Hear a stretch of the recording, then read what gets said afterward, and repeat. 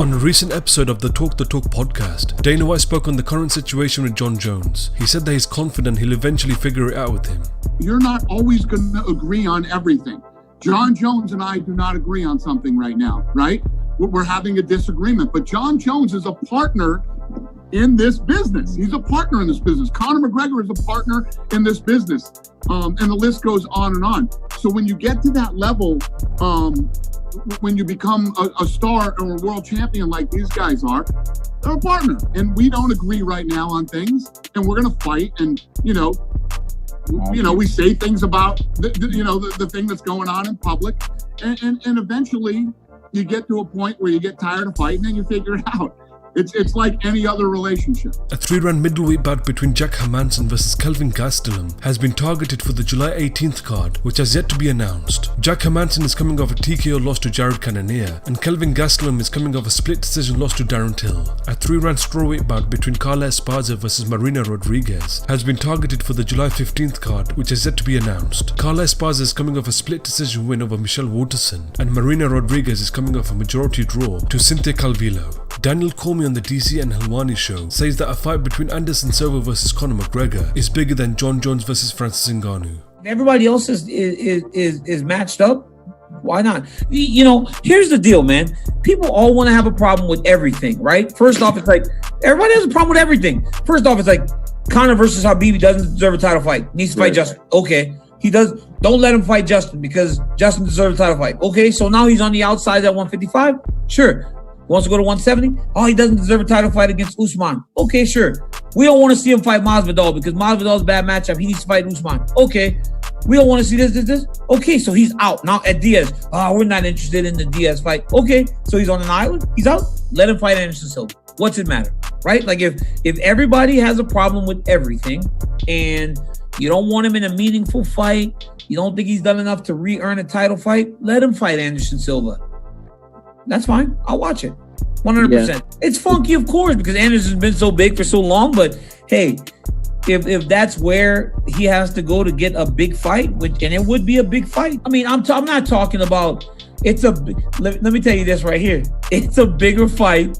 It's so crazy. Don't say it. It's a bigger fight than Ngannou versus Joe. No, it's not. That's because Conor versus not competitively, right? Or it doesn't look like competitively on paper. But when you put that name, Anderson Silva, across from Conor McGregor, that fight is going to sell more pay-per-views. Former UFC heavyweight champion Sylvia posted this on his Instagram saying, "So my arm has been giving me problems for over a year now. The screws are backing out from my arm break when I fought Frank Mir. My doctor contacted the UFC because it was paid for by them the first time. Sort of under workman's comp. The UFC says it's not their problem and will not cover it. I don't have insurance and it's going to cost well over $10,000 to get it fixed. Any thoughts on what I should do?" Mark Hunt reacted and posted this on his Instagram saying, "Here you go, another happy employee from the UFC. Former 5-time UFC heavyweight champ Sylvia having to go fund to fix his arm. This is why the Ali Act needs to be in MMA. Where are you hiding at, Dana White? Why would anyone want to be a UFC world champion? Look at how they're treated."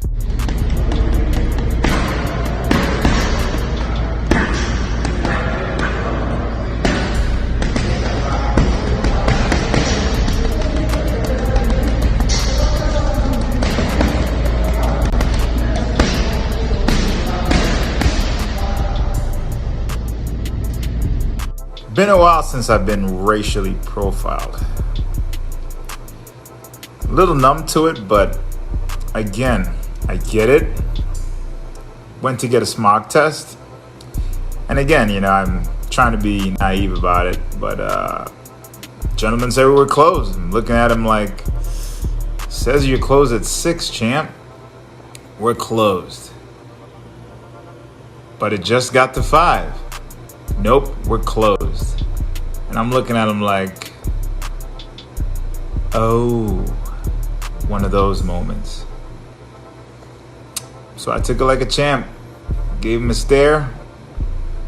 Gave him one of these look. And just told him, good job, bro. Good job. Kamaru Usman on his Instagram live gives some positive words on the George Floyd protests. Guys, I absolutely do not condone what's going on right now. I think there's a lot of people that are trying to use this situation to take advantage, breaking into stores, breaking into businesses, breaking into small businesses and causing a lot of destruction. For what? This is not in the name of this guy anymore. This is not how you get police reform, and this is not how we stop the injustice that's going on. I completely understand about protests. Yes, protest is definitely necessary. But destroying businesses that have nothing to do with what's going on, now that's just selfish. And it's just destroying our community, and it's setting people back. People that might not ever recover from this. And so, guys, I just wanted to use this opportunity to tell you guys about my experiences. I've had run-ins with the police, and I have negative feelings towards a lot of police, but not all cops are bad. Not all cops are bad. My good friend is a cop, that I grew up with. I went to junior high, middle school with this guy, high school with this guy, in college with this guy. He's a cop.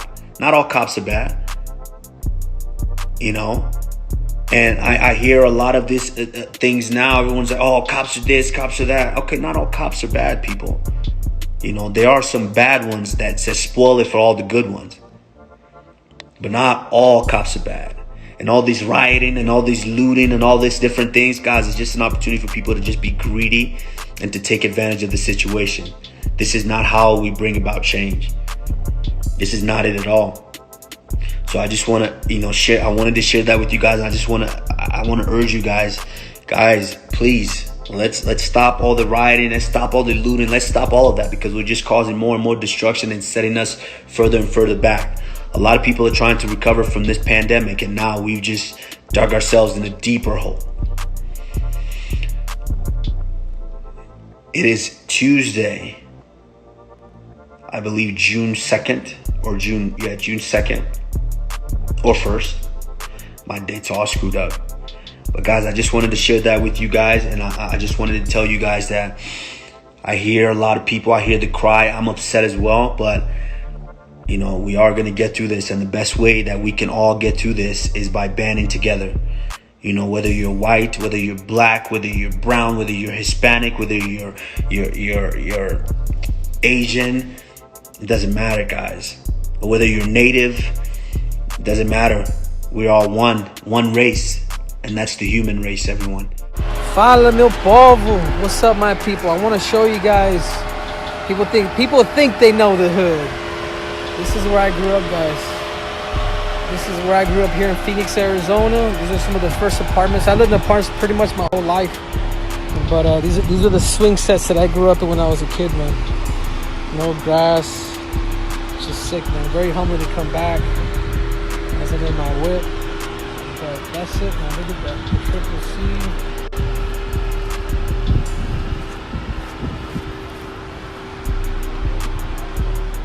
Man, you come from nowhere and make it, people. Sincerely, King Triple C. And Corey Anderson sends a message to those who are destroying cities in the George Floyd protests. Like I said, if you protest and peacefully continue to protest, if you're out there looting and doing things to destroy the street, you're a clown. You're a scrub. You're a punk. Stop that. Cut that out. Because if I came to your house, found out wherever you live, and came and broke into your stuff and looted, guess what? You'd be angry. You'd be sad. You'd be upset. That's how these people with businesses feel. These people that you're terrorizing and burning down their buildings and breaking their windows and stealing, that's how they feel. Protest peacefully with us. Don't go out there causing racket and ruckus that we got to clean up and keep fighting for. Help us. Help us. Help us help you. However you want to see it. Do something positive.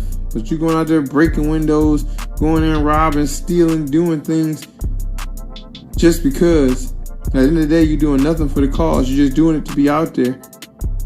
You're trash. You're trash. Put it that way. It reminds me of saying my brother told me before. And the old man told him, he said, ain't it crazy that the people ain't never got nothing going on, so always find themselves in something? And that's you guys. If you out there looting and doing stuff, that's because you have nothing to do, but you finding yourself in something. You see people walking down the street and you causing staging a protest, so guess what? Then it turns to a riot, and guess what? You say, like, oh, well, here's my chance to go out there and do something. I always wanted to break a window. I always wanted to rob someone. Or I always want to go out there and steal something. Here's my opportunity. Stop that. Stop that. You're out there just causing problems for people that don't need it. And if you're African American and you're out there looting, you're doing absolutely no good to the cause. You're making it worse for us too. If you're looting, stop. Please stop. If you're fighting for it, if you're protesting, if you're out there for the cause, keep pushing.